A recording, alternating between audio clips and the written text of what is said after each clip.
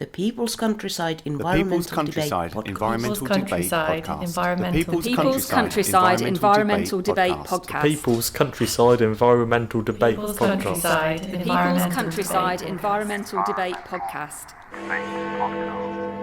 Colonising space could divide humans yet more instead of bringing us together for the common good. Chile is the second biggest producer of salmon in the world, after Norway, I think.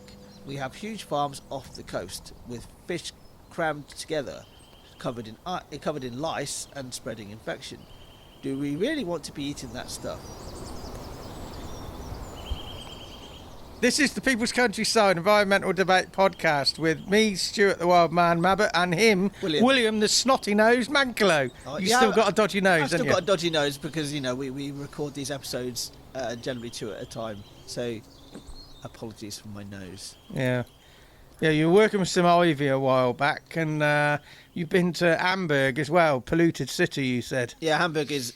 both my wife and I love Hamburg for the place that it is. It's a very welcoming city, but because it's got a very high car dependency, which is crazy because it's got one of the best public transport networks in probably in Europe, and then it's also one of the biggest ports. It's the biggest port definitely in Europe, so there's quite a lot of air particulates as well. So my nose is not having a great time. So what we're going to do, we're going to go drop straight into the listener question again, or questions, and dispense with the introduction. You can go back and listen to a previous episode to see our various introductions we give. But if you've not listened before, what we do, listeners send in questions, generally about the environment in some way. We discuss them. We don't actually see the questions before we press record. We come up with actions for us all to focus on, and maybe we think about getting an expert in at a later date to explore the subject further. Who's the questions from? That encapsulates the entire podcast. Do you know the 6 themes, Stuart, off the top of your head? Oh, I do, but we're dispensing with that because you've got a snotty nose. What's the question? Yeah, I tried my best there. Right, so the first question is from Bronwen in Atlanta, Georgia. Bronwen's question is, if humans colonise space, our bodies will alter, meaning we won't be able to live back on Earth unless there are support systems in place. That evolution could see a new species evolve. And guess what? Another opportunity for war.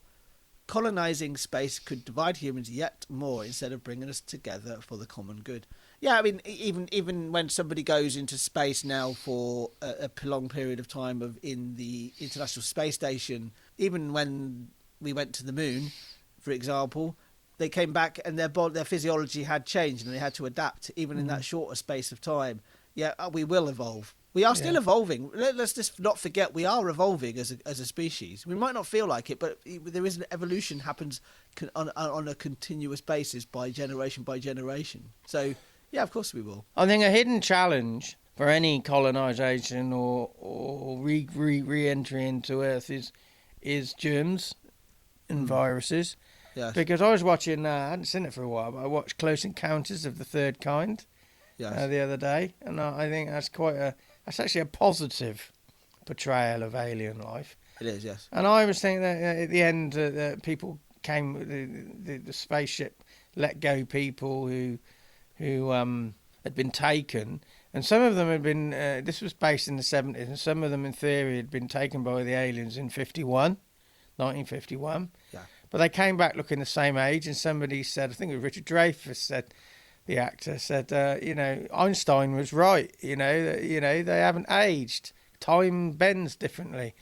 And so another character said, I think Einstein was one of them anyway. Anyway, so, when they took the next batch at the end of the film, they took the next batch of Earthlings on board. I was thinking, this transference of viruses, would this actually be able to happen?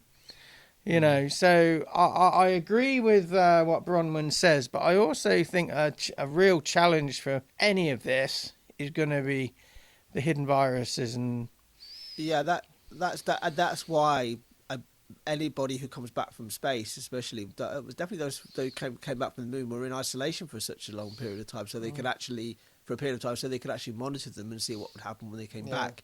I mean, if you think about, like, on a smaller scale, about how viruses were were transferred from continent to continent with colonisation, for example. Certain groups of people were wiped out by viruses that they'd never come across before, and that's just on the same planet. So that is a consideration. The thing with colonisation, I mean, you look at what we're thinking about colonising. Mars, for example, and the Moon. They're not places that you can really stay for any prolonged period of time anyway. Not colonising. We just don't have the technology to be able to actually live on these planets. If these planets were habitable in the first place, or say Mars was habitable in the first place, it would be habitable. It would be life there. Especially complex life.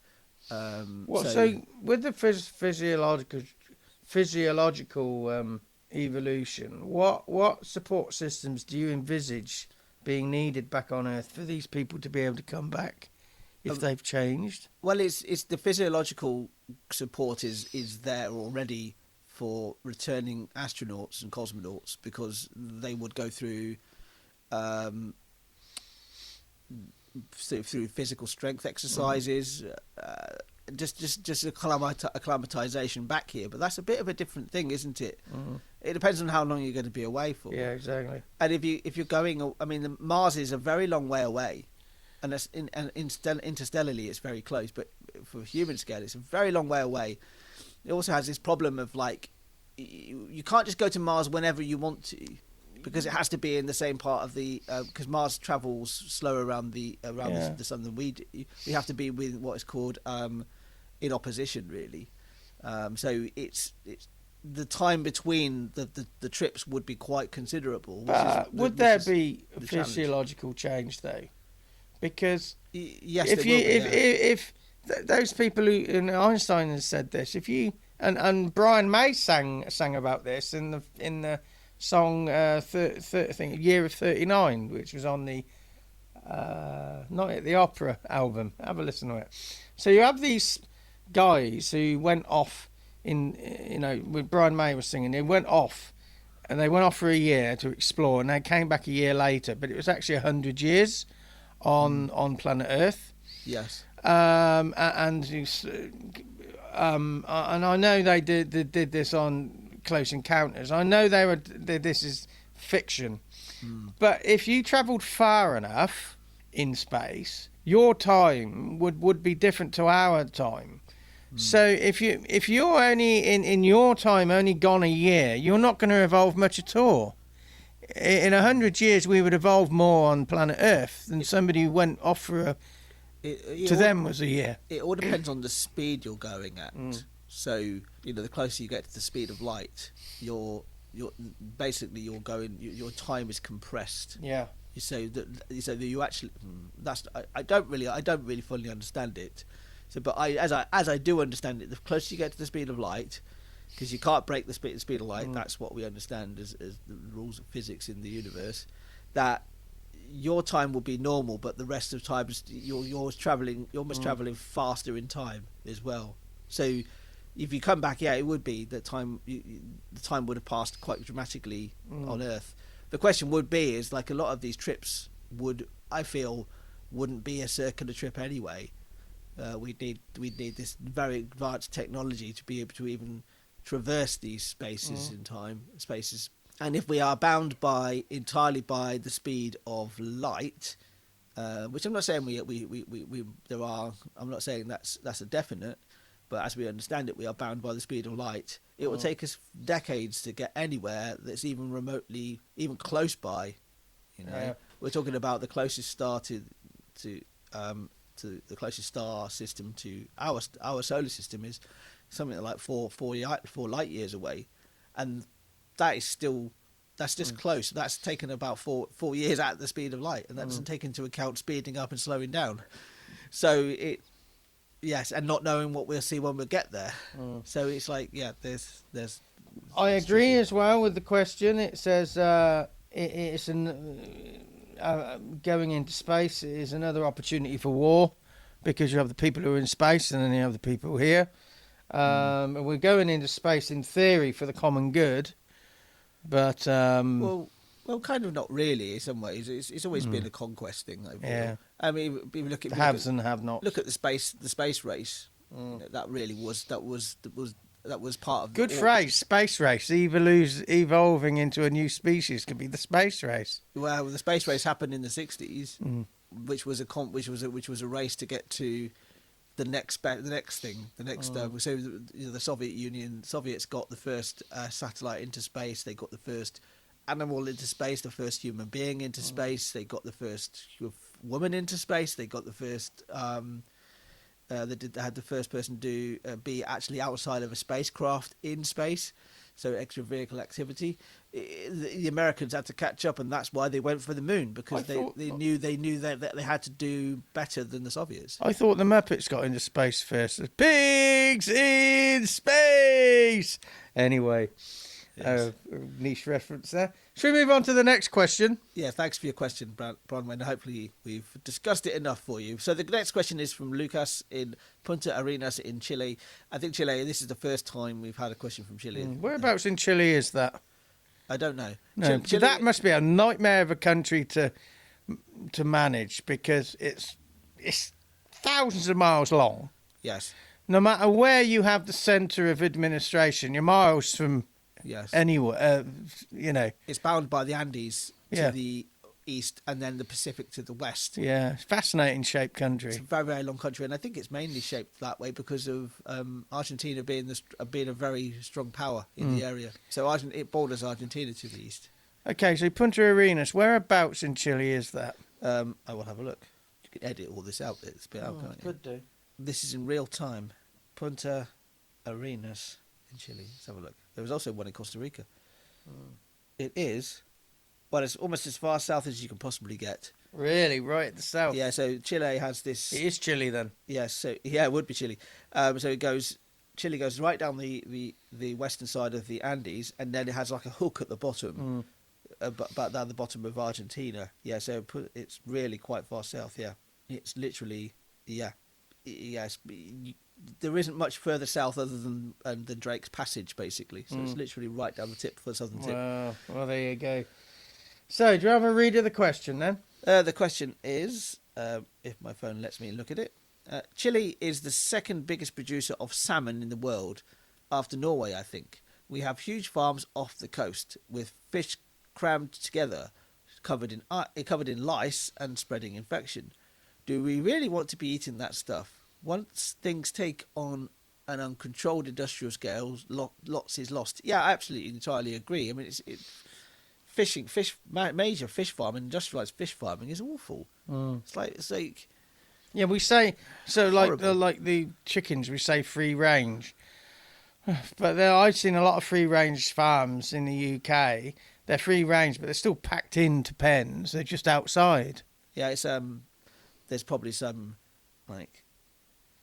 legislation that says they need to be to be free range, and they need to have a sort of certain amount of space around them individually. Yeah. But that's not quality of life, is it? But it's okay. So this is salmon. So yeah, you see these. Oh yeah, they got these farms out at sea and stuff. But they're like crates upon crates submerged, and they're trapped in these things. And yeah, they're covered in lice. You know, they naturally would be, because if you think about if you put thousands of humans in a cage, that's going to happen. The same thing is going to happen. Interesting. No, I didn't know Norway or Chile were the biggest producers of this, but it's Norway makes sense because of the geography of the country. Yeah. I don't know. I do not know who is the biggest producer. An action for me here is don't believe the labels. You know, research it. You know, this is like sea naturally farmed sea salmon or whatever, and you just think, okay, let's dig into this claim. What does naturally farmed actually really truly mean? Yeah. But research just how these fish farms are ran, and it might actually make you think, I'm never going to buy a fish again. I'm never going to buy fish again like this ever again, because if you saw just how they are treated and even just as a very very self-centered sort of thing, it's like, well, I don't really want to eat fish that's been covered in lice and is really just full of it's it's crammed in with all its other fish. Yeah. Yeah. Yeah, I not much more to say really. A lot of these questions actually not actually answered themselves. They just make statements, and yeah, we agree. Entirely agree. Yeah. Just gets people thinking. You know, if you have your bit of salmon you buy from a local supermarket, could have come from Chile or whatever. It's travelled a long way. So you know, just think about got the miles and all the rest of it, but just don't. I think we need to stop eating mindlessly and consuming mindlessly and just think and stop being lazy. Is it indeed? Yes. Thanks so much for your question, though, Lucas. The next two questions, I won't say who they're from, but I'll say where they're from. One is from Malawi. It's quite a long question. I'm not looking at the actual question itself. I'm just scrolling through the text. And the second one is from a little bit further north in Estonia.